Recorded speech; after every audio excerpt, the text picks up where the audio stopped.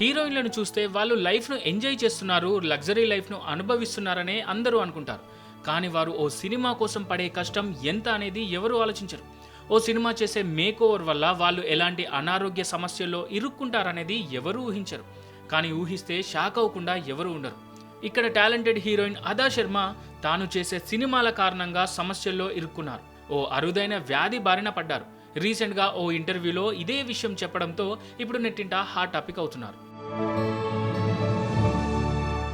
The Kerala story సినిమాతో pan India రేంజ్లో talented హీరోయిన్గా గుర్తింపు తెచ్చుకున్న అదా శర్మ ఆ తర్వాత బస్టర్ ది నక్సల్ స్టోరీ సినిమాతోనే అంతటా హాట్ టాపిక్ అయ్యారు.